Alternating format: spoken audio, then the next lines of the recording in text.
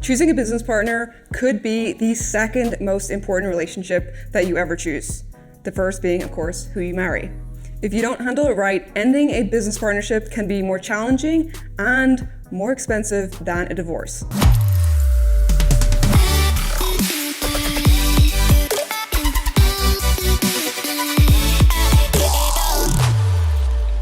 If you're new here, my name is Catherine Lavery. I'm the founder of Best Self and a creator and entrepreneur living in Austin, Texas. I'm going to be sharing more videos about business, creativity, and entrepreneurship, so be sure to be subscribed. All right, let's get on to the lessons on how to not get into a toxic business partnership. First things first, let's decide if you even need a partner at all. See, many of us look for a partner out of insecurity. Yes, that was me. Because building a business can be hard and lonely by yourself. And at the start, it's harder to afford people. And so you want a partner out of both want to save money and also because you're lonely. And equity at the start is cheap. So why not give it out? But here's the thing, it gets expensive hell fast and it can cost you so much money later. If business partnership was like a marriage, I'd married someone that I'd only been on a few dates with and I barely knew. So let's not throw money away and make expensive mistakes that you'll regret later. Instead, taking 30 minutes, 1 hour to fully consider the whole picture is going to pay dividends later. So here's some questions you need to ask before taking on a business partner. Now, if you answer these questions and the only missing piece is money, then you get a loan or you find investors. You don't need a partner just for money. If you need a developer, a designer, or some hired help, hire them, but don't make them your business partner if that's all that you need. If you have no money, you can give them a little equity without making them a co-founder. Now, if you've gone through all this, you still think you need a partner, let's answer these questions about that specific person that you have in mind. 1, what is his or her strengths and weaknesses? What are their goals? Do you share the same core values? What is their work ethic? And will their skills complement yours or will they duplicate them? This is crucial and there are some red flags that I missed. 1, financially stable and sensible. If you're going to be partnering with someone, you are placing a lot of trust and possibly your entire professional future on them. No pressure. If someone is financially responsible and stable in their personal lives, they are much more likely to be the same in business. On the other hand, if they are irresponsible, that only multiplies in a business setting, but unfortunately, that means that you're going to be on the hook for their bad decisions. When setting up a new business, there's costs up front, and due to your business and your tax number having no credit history at all, you pretty much have to use your own social security number and have a personal guarantee on everything. So now you're putting your whole credit history on the line with someone else. When starting Best Self, I signed up for all of the company cards using my social security number rather than my partner's because he said his credit wasn't very good. That should have been a huge red flag at the time. No, not because having bad credit makes you a bad person, but because I should have been the one with way worse credit. Why? As an immigrant who had just moved to the US less than 4 years before, I only got my social security number in 2011. This meant I had literally hardly any credit history by 2015 when we launched. No joke, it took me 2 years to be able to qualify for store credit at the Gap. And that was a great day.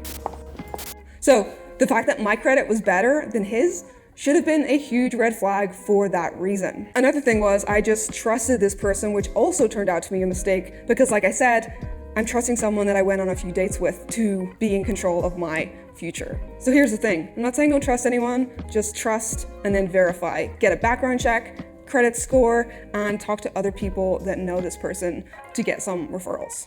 2, shared vision and goals. Do you and your potential partner share the same vision for the future and where you want to take the business? This is really important because say you start a lifestyle business and you want to bootstrap, you want to grow slowly, and you want to spend the rest of your life working on this business. And then you partner with someone who's looking for explosive growth and a huge exit in 2 years. That's going to be a total shit show. Those two visions are polar opposite and it's not going to end up well. And this is what happened for me and my business partner. It went from saying, oh, we're gonna run this forever, we're never gonna sell, to him being all about explosive growth, whether profitable or not, and a huge exit. So before you take on a partner, be honest, be open with your vision and your goals. And while a big exit might sound awesome, if it doesn't happen, are you both going to want to be working on this business for years to come? 3, emotional intelligence. So emotional intelligence is the way that we navigate our own feelings and other people's feelings. And in a recent study, 515 executives found that emotional intelligence was a way better predictor of success than IQ or even other relevant experience. So when you decide on a business partner, you want to find someone with a high EQ score because that's going to help you collaborate better, manage trust better, avoid conflict. It also makes you a better leader. So make sure you do that homework first and partner with someone who is emotionally aware and intelligent. High integrity. So integrity means showing up, being consistent, having ethical principles and values. You need to be able to trust this person to do right by you and others, and your company will be judged by what they do, and therefore you will be judged by what they do. So before bringing on a partner, get references from others who have known this person for a long time or have worked with them so that you can get more background and color about how they behaved long term. Much like you need a reference for a new job or an apartment that you're going to live in for a year, you should get multiple references for those you intend to go into business with. And you should also be willing to do the same for them because there's risk on both sides. It's not you that's just doing the homework. They have to do their homework on you as well. So reference check any potential partners with people who have known them for years, like a boss, partner, employee. And also, very important, keep an eye out for any unethical behavior, even if it's towards someone else or it's small, because if they'll do it to someone else, then they'll do it to you. And lastly is similar work ethic. So when considering a partner, try to align your work ethic or set expectations up front so that there's no resentment later. There could be a clear division of roles and expected contributions at the beginning so that you are both putting the equal amount of work in, or you're setting expectations for how much you're gonna do. See, a new business is like a baby. It needs constant attention. It can be exhausting, but it needs to be there to get that initial momentum.